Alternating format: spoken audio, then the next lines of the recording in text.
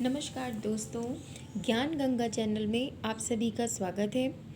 अभी तक हम लोगों ने एंशियंट हिस्ट्री से रिलेटेड जितने भी टॉपिक लिए हैं उसमें हमने पहले पूरा सिलेबस के अकॉर्डिंग हम चल रहे हैं और अभी तक हम लोगों ने मौर्य काल लिया है और मौर्य काल का पतन हमारी लास्ट क्लास में हो चुका है।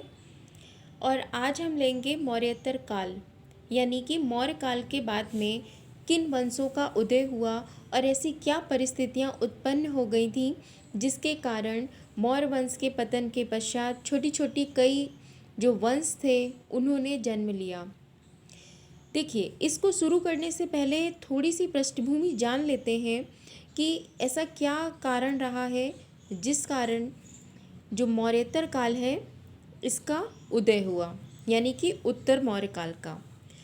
मौर्य वंश के बाद में यदि हम देखेंगे तो हमें जो पृष्ठभूमि दिखाई पड़ती है उस पर काफ़ी उथल पुथल की स्थिति उत्पन्न हो गई थी, क्योंकि बृहदत्त जो कि मौर्य वंश का अंतिम शासक था, उसकी हत्या शुंग वंश के शासक पुष्यमित्र शुंग के द्वारा कर दी गई थी।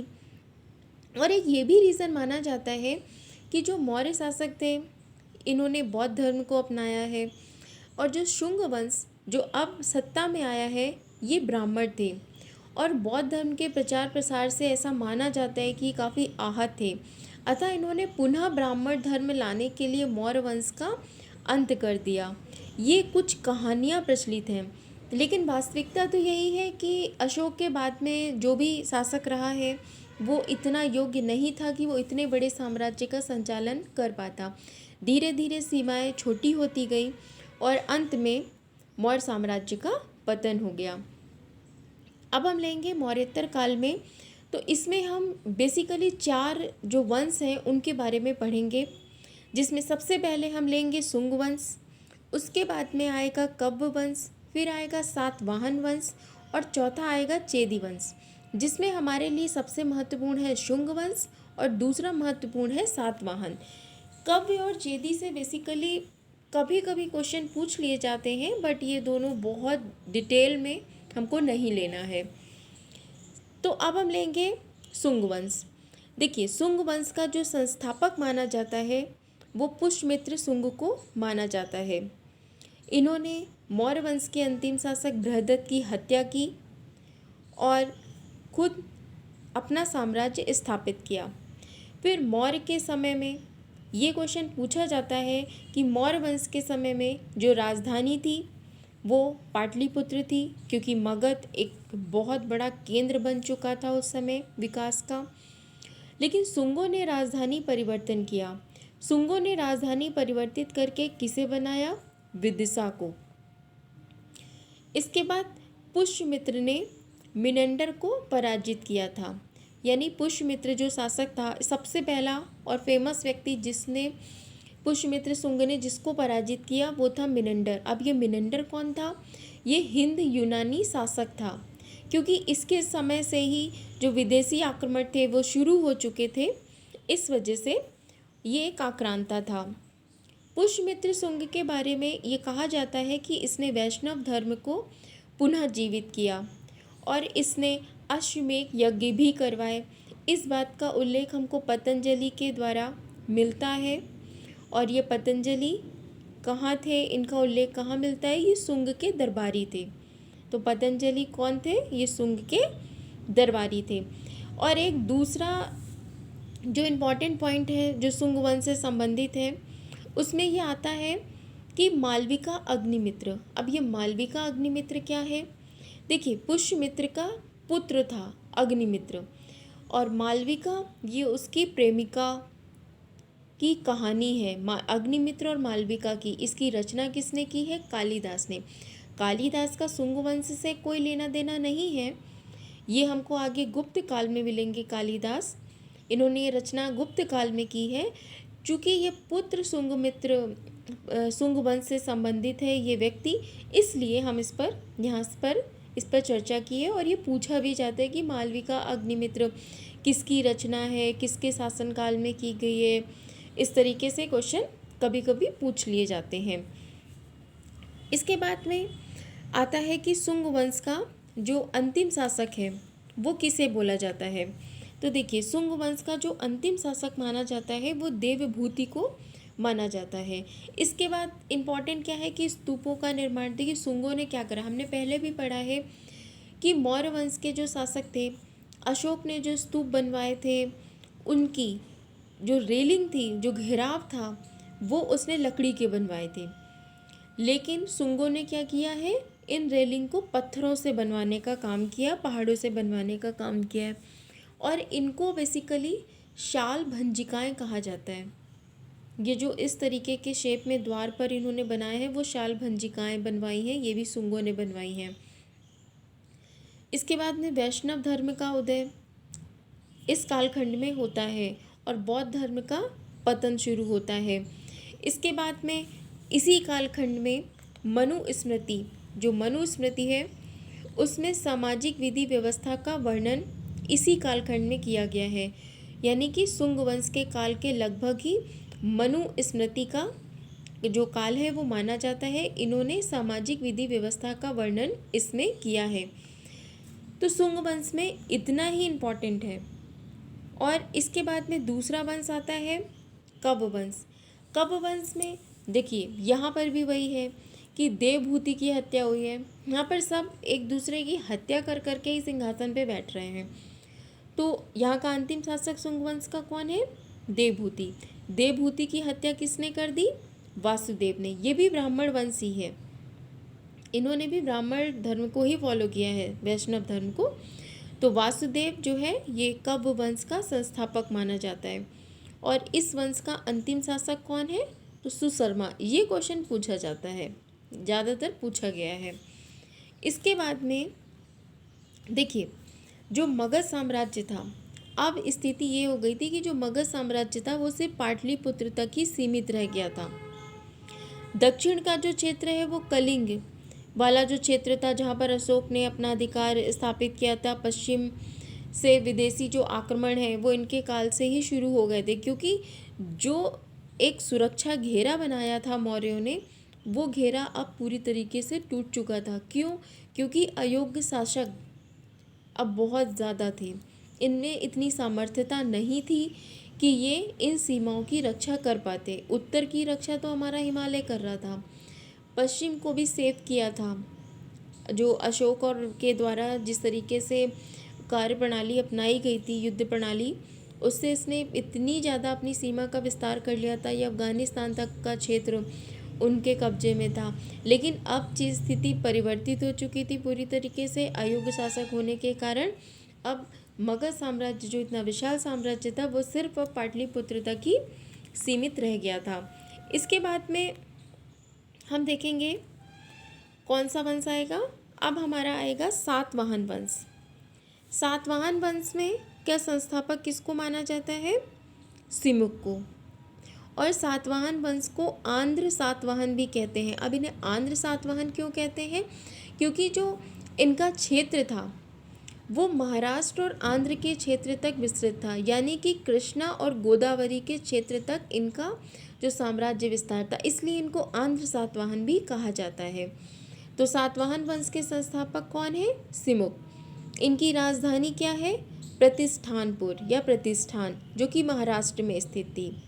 और सातवाहन वंश का सबसे प्रतापी शासक माना जाता है गौतमीपुत्र शातकर्णी। इसका नाम तो आप लोगों ने सुना ही होगा। तो ये सातवाहन वंश का सबसे प्रतापी शासक है। इसी कालखंड में एक नई चीज़ शुरू हुई थी, वो ये कि ब्राह्मण जो पूजा करते थे उन्हें भूमि दान देना शुरू हुई। यानी जो ब्राह्मण वर्ग था, जो लोग पूजा करते थे, उन्हें भूमि दान देने की जो प्रक्रिया है वो इस कालखंड में आकर के प्रारंभ होती है। इसका पहला साक्ष्य हमको सातवाहन वंश में ही देखने को मिलता है। और इस कथन का जो सार्थकता है वो कहाँ से प्रमाणित होती है? एक अभिलेख मिला है नानाघाट, जो कि रानी नागानिका के द्वारा बनवाया गया था। इस अभिलेख में इस बात की पुष्टि की गई है कि ब्राह्मण जो भी पूजा करते थे उन्हें भूमि दान देने की प्रक्रिया शुरू हुई। और यही प्रक्रिया जो इस कालखंड में हमको देखने को मिलती है, आगे चल कर के सामंती व्यवस्था में परिणित हो गई। कैसे? देखिए, पहले एक व्यक्ति है, उसको थोड़ी भूमि दी गई, फिर दूसरे व्यक्ति ने उसको और भूमि दे दी, फिर तीसरे ने, और इस तरीके से वो बहुत बड़ा भूस्वामी बन गया। फिर उसने क्या किया, जो छोटे व्यक्ति थे उन छोटे व्यक्तियों को लैंड देना, मतलब उनको कहते हैं ना उधार सूद देना, ये जो प्रक्रिया है ये शुरू की, और वो गांवों का मालिक इस तरीके से बन गया, और उसने ऐसा करते करते एक छोटा साम्राज्य खड़ा कर दिया। और यही प्रक्रिया, यही व्यवस्था आगे चल करके सामंती व्यवस्था में परिणित होती है। तो ये तो मेंस के अकॉर्डिंग टॉपिक है, बस थोड़ा सा चूँकि इम्पॉर्टेंट पॉइंट है इसलिए बता दिया है। इस पर चर्चा तो मेंस के टॉपिक पर होगी। फिर है हर्षवर्धन के काल में, और ये भी है, ये जो सामंती व्यवस्था की प्रक्रिया है ना, जिसकी शुरुआत सातवाहन वंश में हुई है, ये आगे चल करके बिल्कुल चरम पर पहुंचती है। तो किसके फेस में, हर्षवर्धन के काल में, जब हम पुष्यभूति डायनेस्टी लेंगे उसमें हर्षवर्धन के काल में ये प्रक्रिया अपने चरम पर पहुंच जाती है। इसके बाद सातवाहनों में जो सबसे ज़्यादा पूछा जाता है, उनके द्वारा चलाए गए सिक्के बहुत पूछे जाते हैं। ये पहले ऐसे शासक थे जिन्होंने शीशे के सिक्के चलाए थे। ऐसा नहीं कि सिर्फ शीशे के ही चलाए थे, शीशे के चलाए थे, ये इम्पॉर्टेंट है। इसके अलावा इन्होंने चांदी, पोटीन, कांसे, इन सब के सिक्के चलाए थे। फिर ऐसा साम्राज्य जिसमें राजा के नाम के साथ उसकी माँ का नाम जुड़ा, आपने देखा गौतमी पुत्र सातकर्णी। तो ये जैसा कि हमने शुरू में पढ़ा था कि सिंधु सभ्यता भी मातृत्व प्रधान, मातृसत्तात्मक समाज था, एक वो देखा था। और ये दूसरा ऐसा वंश देखा है जहाँ पर पुत्र के नाम के आगे माता का नाम जुड़ता दिखाई पड़ता है। लेकिन ऐसा नहीं है कि पदों पर महिलाएं आसीन की गई थी, नहीं, राजतंत्र जो व्यवस्था थी वो पितृसत्तात्मक ही थी, लेकिन जो परिवार था सातवाहन वंश के फेज में वो मातृसत्तात्मक था। तो ये कुछ पॉइंट हैं जो मेंस के अकॉर्डिंग भी आपको बहुत हेल्प करेंगे जब आप मेंस में आंसर राइटिंग करेंगे। इसके बाद सातवाहन वंश की कला क्या है और इसमें क्या क्या इम्पोर्टेंट है। देखिए, सातवाहन वंश में कार्ले और चैत्य बने हैं, ये आंध्र प्रदेश में बने हैं, और बौद्ध धर्म से जुड़े हुए ये एक प्रकार के पूजा स्थल होते हैं। जैसे हमारे मंदिर होते हैं, ऐसे बौद्ध धर्म के जो पूजा स्थल हैं उनको चैत्य कहा जाता है। इनके समय में लिपि कौन सी प्रयोग हुई है, लिपि यूज़ हुई है ब्रह्मी, और भाषा जो यूज़ हुई है वो प्राकृत। आप अंतर समझ रहे हो। लिपि मतलब जिसमें चीज़ें लिपिबद्ध की गई हैं, आपको साहित्य लिखा गया है, वो ब्राह्मी लिपि में लिखा गया है। और जो भाषा बोलचाल की भाषा थी वो प्राकृतिक भाषा थी। इसके साथ ही साथ जो राजधानी थी वो अमरावती इन्होंने राजधानी बनाई, कला का क्षेत्र बन गया था। और इनके जो कालखंड में इनके दरबारी कवि थे हाल, उनकी गाथा सप्तशती रचना है ना, तो ये इम्पॉर्टेंट है। इसके बाद में चेदी वंश तो बहुत छोटा सा वंश है, और इस वंश को क्या कहा जाता है, महामेघ वंश के नाम से भी जाना जाता है।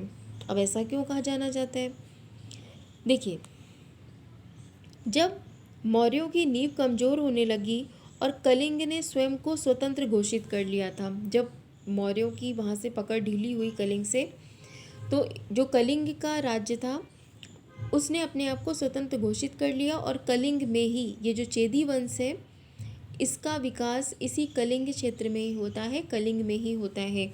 और इस बात की पुष्टि कहाँ से होती है, वहाँ का एक प्रतापी शासक हुआ चेदी वंश का जिसका नाम था खारवेल। और खारवेल के विषय में कहा जाता है कि ये जैन धर्म का अनुयायी था, और ये हाथी गुम्फा अभिलेख है वहाँ का, उससे चेदी वंश के विषय में हमको जो जानकारी है वो प्राप्त होती है। और इस वंश का ये बेहद प्रतापी शासक था ये खारवेल। इसने क्या किया था, इसने ना मगध पर आक्रमण किया था। ये जो खारवेल था इसने मगध पर आक्रमण किया, और यहाँ पर मगध पर आक्रमण करके यहाँ से जिन शीतलनाथ की जो मूर्ति है, ये जैन धर्म से जुड़ी हुई एक मूर्ति थी, इसको वो छीन करके मगध से वापस ले लिया। जिस मूर्ति को सबसे पहले, जब मगध एक विशाल साम्राज्य हुआ करता था, तब महापद्मनंद ने इसी मूर्ति को, महापद्मनंद ने जो कि नंद वंश के शासक थे, उन्होंने कलिंग पर आक्रमण करके जिन शीतलनाथ की मूर्ति वो अपने साथ मगध ले गए थे। लेकिन वो कहते हैं ना कि अपना टाइम आएगा। तो जब इनका टाइम आया और कलिंग पर मौर्य साम्राज्य की, नंद वंश के बाद मौर्य आया, उन्होंने भी अपनी सत्ता को काफ़ी मजबूत करके रखा था। तो वो जब सत्ता ढीली पड़ी अयोग्य शासकों के द्वारा और ये छोटे छोटे वंशों का उदय हुआ, तब इस वंश का ये प्रतापी शासक ये वापस से अपने ही क्षेत्र की मूर्ति, जिसे एक प्रतापी शासक ले गया था, उसी के राज्य में जाकर के आक्रमण किया और उसे परास्त किया और उसी मूर्ति को वापस ला करके कलिंग में स्थापित किया। तो बस कलिंग की बात है तो इसमें है चेदी वंश। तो चेदी वंश के बारे में तो बस इतना ही इम्पोर्टेंट है और ज़्यादा इसके विषय में क्वेश्चन नहीं पूछे जाते हैं। बेसिकली जो क्वेश्चन आता है वो सुंग वंश और सातवाहन से ही पूछा जाता है, और बाकी लिपि पूछ सकते हैं अगर पूछते हैं तो। सातवाहन वंश से तो उनके सिक्के, उनकी लिपि, इस तरीके से क्वेश्चन पूछा जाता है। तो आज की क्लास में हमने जो उत्तर मौर्योत्तर काल के बाद में जो छोटी छोटी डायनेस्टीज़ थी उनका उदय हुआ, जो सुंग वंश, कब्ब वंश, सातवाहन वंश, चेदी वंश, ये जो 4 वंश थे, इनका उदय और इनकी कला के क्षेत्र में के जो विकास थे, हमने उन सारे बिंदुओं पर चर्चा की।